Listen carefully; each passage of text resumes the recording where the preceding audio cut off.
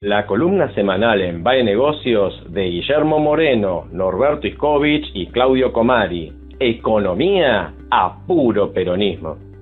En el mercadeo y en las elecciones, entre lo tradicional y lo cibernético. Por el licenciado Guillermo Moreno, el doctor Claudio Comari y el licenciado Norberto Iscovich. La difusión de las nuevas tecnologías de la información y la comunicación digital ha transformado, en muy pocos años, prácticamente todas las actividades humanas. En la agenda de estos días, sobresalen los impactos que tienen. En el terreno comercial, las investigaciones abiertas en Estados Unidos sobre las empresas llamadas gigantes tecnológicos, o Big Tech, especialmente sobre las novedosas formas que adquiere el comercio electrónico, y en el de las campañas políticas, el desarrollo del cronograma electoral vernáculo, en el que, superada la instancia de las primarias abiertas, simultáneas y obligatorias, se verificó la prevalencia de las metodologías de disputa extrañas a las tradicionales, con escasez de actos masivos y sin los usuales grandes despliegues de militantes disputando adhesiones. Pese a lo en apariencia distante de los ámbitos, subyacen procesos equivalentes o análogos que vale la pena considerar, especialmente frente a la elección presidencial que podría definirse en primera vuelta. Adiós al laissez-faire de las Big Tech.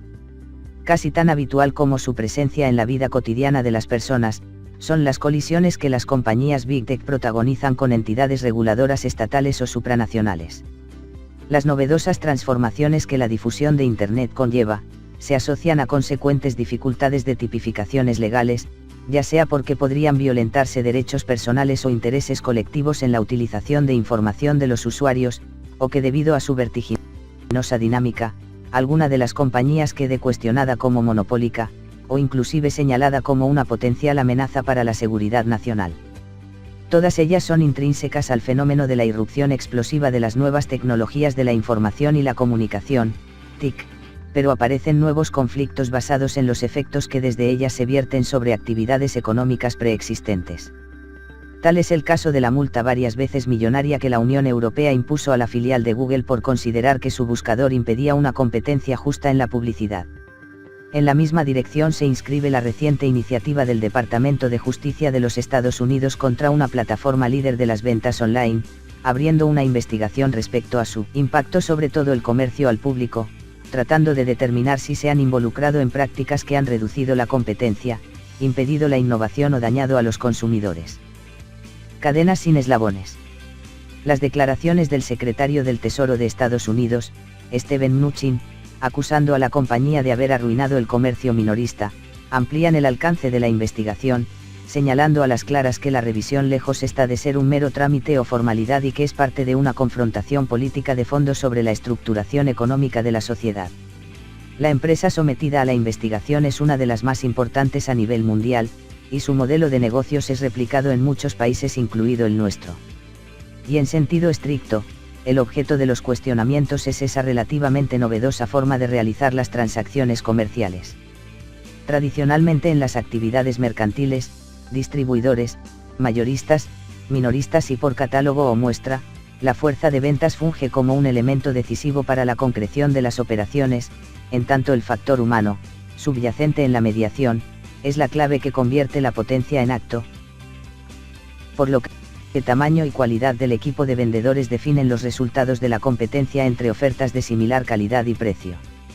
Esas relaciones interpersonales fueron, hasta no hace mucho tiempo, omnipresentes, ya sea en la actividad de los negocios de proximidad en la que el cliente ingresa al local y es atendido por los vendedores o en el modelo inverso, en el cual estos, en la búsqueda de la transacción, realizan sus recorridos por los domicilios, comerciales o particulares, de sus potenciales compradores. La aparición de los modelos de autoservicio primero y la expansión de su patrón a grandes superficies después, fueron las formas iniciales de supresión de esa relación cara a cara, complementada con los métodos indirectos de promoción e inducción de conductas de compras que constituyeron al marketing en una disciplina. Especialmente en el caso de las redes de hipermercados, ello aparejó también transformaciones en las longitudes de las cadenas de comercialización, acortando a las tradicionales que iban desde fabricantes al público mediados por distribuidores, mayoristas y finalmente minoristas. Pero aún en estos momentos, el impacto nunca resultó tan extendido como el que se ve reflejado desde la aparición de las plataformas de compras online, que no solo difumina los límites de los eslabones intermedios, sino que elimina totalmente la interacción personal.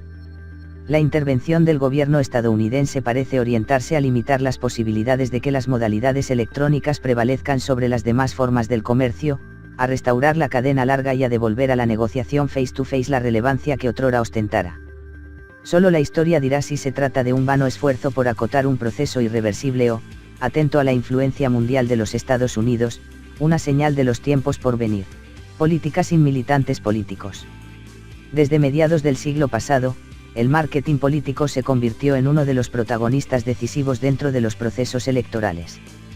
La expansión de las TIC no podía dejar de derramar sus efectos en estos ámbitos, ganando espacio paulatinamente hasta convertirse en los instrumentos centrales con el crecimiento del Big Data, hasta inclusive protagonizar eventos reñidos con la legalidad, como el uso inapropiado o fraudulento de información, la comercialización de datos o la difusión deliberada de publicidad engañosa. A partir de la equiparación del votante con el consumidor, las técnicas de investigación de mercado hoy se aplican al estudio del electorado, desmenuzando sus preferencias y permitiendo ajustar personalizadamente los mensajes. Como una metáfora de lo que sucede en el campo comercial, la relación entre las formaciones políticas y sus equipos publicitarios con el potencial sufragante se establece sin otra mediación que la de los canales digitales. Y toda vez que páginas web, redes sociales o servicios de mensajería no solo canalizan las opiniones y debates políticos de los usuarios individuales, sino que incluso se han convertido en la vía elegida por dirigentes, funcionarios y jefes de Estado para la comunicación, también en este ámbito las nuevas tecnologías tienden a consolidarse en una posición dominante. Así se expresó en la atípica campaña electoral que acabamos de presenciar, la tradición y la cibernética. No podemos descartar que los Estados Unidos finalmente impongan a las compañías de comercio electrónico, o a otras similares, disposiciones que modifiquen sustantivamente las actuales tendencias. Ese país cuenta con sobrados antecedentes de regulaciones antimonopólicas, ya desde 1890, con la ley conocida como Sherman Act, pasando por desmembramientos forzados como el de la Northern Security Company, de JP Morgan y J.D. Rockefeller, y el de AT&T. Si bien en el ámbito de las competencias electorales resulta todavía más difícil prever el futuro derrotero, vale destacar que aún existe un fenómeno de este ámbito que no puede ser suplantado, ni siquiera minimizado, y es el de los militantes políticos en la jornada electoral que, como el vendedor de retail, puede jugar un papel desequilibrante en la movilización de electores y en la fiscalización del conjunto del acto eleccionario, especialmente en el recuento de los sufragios. Al tratarse de uno de los casos de suma cero por antonomasia, lo que se agrega a uno se duplica si se le quitó al otro, por lo que, al partir de una igualdad si el frente A reemplazara por propios 5 votos de B, obtendría una diferencia a su favor de 10.